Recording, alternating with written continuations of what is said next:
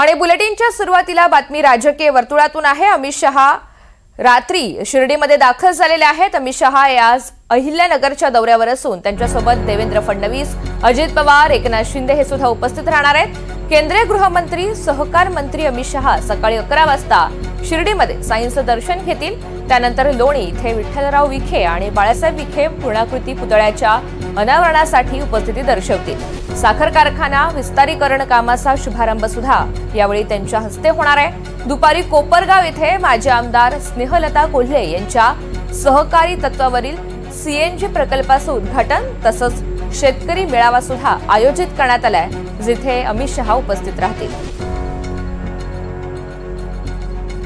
अधिकची माहिती जाणून घ्या, सुनील दवंगे आपल्या सोबत आहेत। सुनील, अमित शहा यांचा हा नियोजित दौरा नेमका कसा असेल, सविस्तर सांगाल?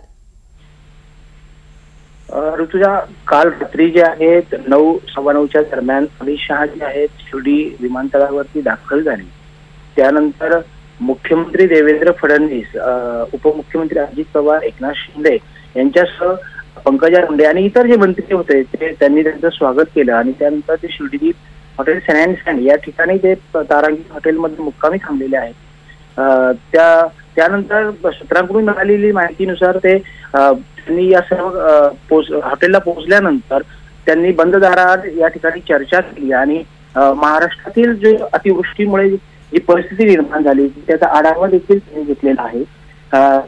आज सकाळी जे आहेत ते बंदोबस्त या ठिकाणी मोठ्या प्रमाणावर तैनात केलेला दिसून येतोय।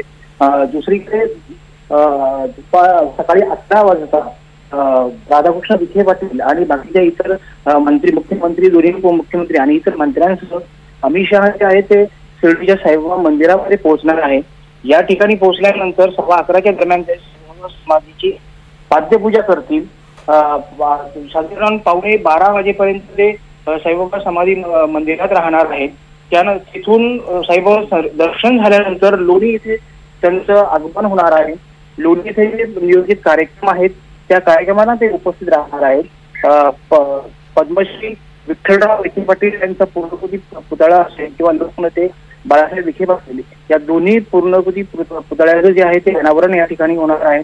त्याचबरोबर विठ्ठलराव विखे पाटील सहकारी साखर कारखान्याचा जो विस्तारीकरण कार्यक्रम आहे त्याचा देखील या ठिकाणी शुभारंभ त्यांच्या हस्ते केला जाणार आहे। मोठ्या प्रमाणावर नियोजन करण्यात आलेलं आहे। सर्वत्र जर बघितलं तर महायुतीचं वातावरण बघायला मिळतंय। भगवे झेंडे लावण्यात आलेले आहेत। हो, आणि आज दिवसभरात विविध विकास कामांचं उद्घाटन त्यांच्या हस्ते होणार आहे, त्यामुळे त्यांच्या दौऱ्याकडे विशेष लक्ष असेल। धन्यवाद सविस्तर माहितीसाठी।